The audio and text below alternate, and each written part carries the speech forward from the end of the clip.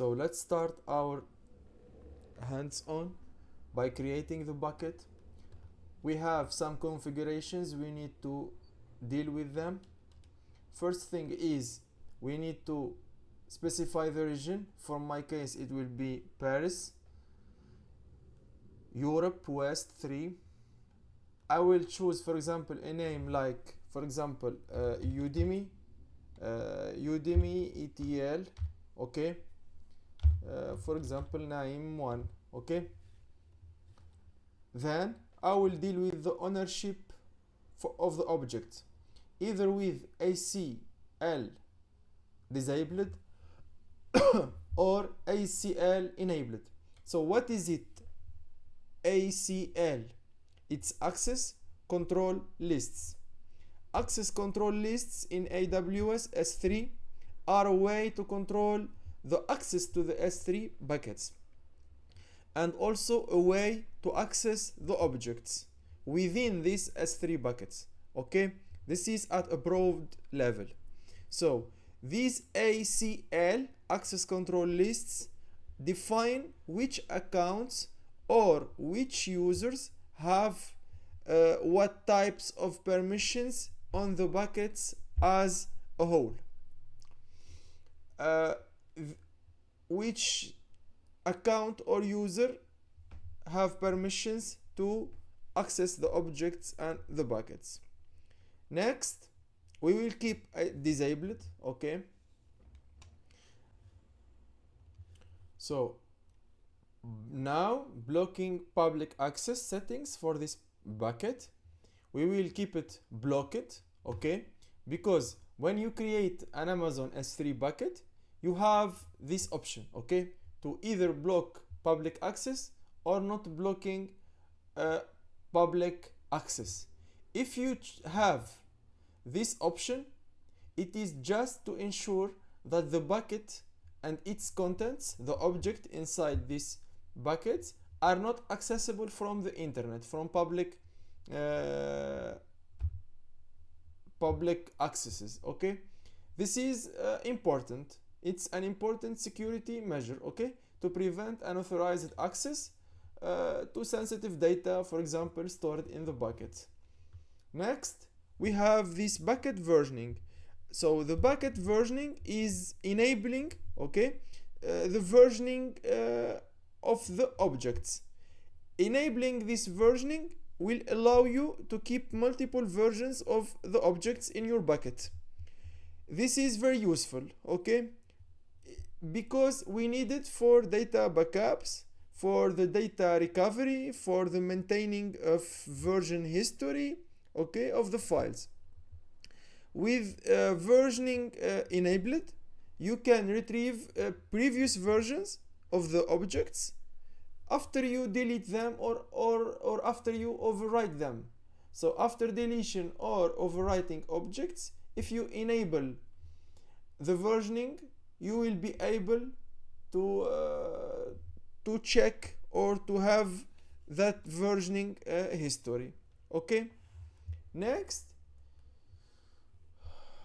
so we will in my case I will disable it, but you can also enable it. Tags, this is optional. Here there is an important part, which is encryption, okay. The encryption is enabled by default, okay. There is server-side encryption with Amazon S3 managed keys here, and there are KMS here, and there are this type DSSEKMS. So different types, okay, different ways to do encryption, different types. We will talk about this. So server-side encryption as a feature is provided by AWS, okay, and it is something that it's a feature that help us automatically encrypt objects stored in the S3 buckets.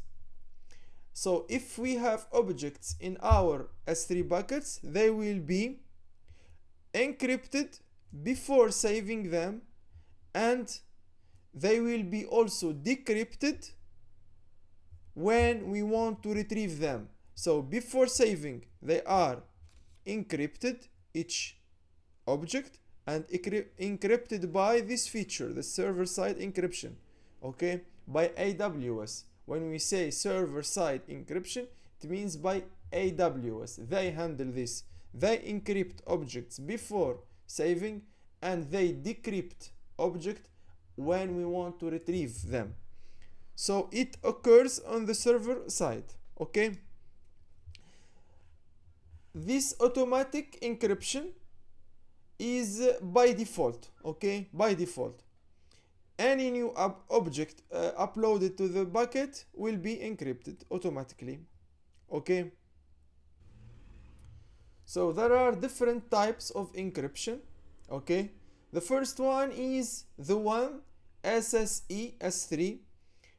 It means that S3, Amazon S3, okay, manages the keys that are used for encryption and decryption of the objects. When we encrypt when saving and decrypting when retrieving, S3, okay, S3 service, S3 as a service manages this, okay, manages the keys. There is this SSE KMS, okay, SSE KMS. It is AWS Key Management Service, KMS, okay, is responsible for managing the keys used for encryption and for decryption. It is not S3. It is something else called AWS Key Management Service. Another service, KMS, is responsible for this, not S3 as a service, okay. So finally, here we have the bucket key. After the default encryption settings, we have this bucket key. So this bucket key is when it is enabled, okay, it means that each object stored in that bucket will be encrypted with unique data encryption key, DEK, okay. This will help reducing the cost, because we will reduce encryption costs, okay, because we lower calls as mentioned here to AWS KMS, okay. So this will help us reduce the cost. It is helpful. And this DEK, the data encryption key, is known as the bucket key, okay. So that's it. If we create now, we are fine, okay. We region, give it a name, disabled, blocked or public access, disabled the versioning for now, encryption is fine. We will, S3 will do that for us. Bucket key is enabled, we will reduce costs if we choose KMS, but in our we are choosing S3 here. This is disabled, we will just now create the bucket, okay. So see here, this is our bucket, it is here. Now we will upload things to our bucket using Boto3, and in automatic way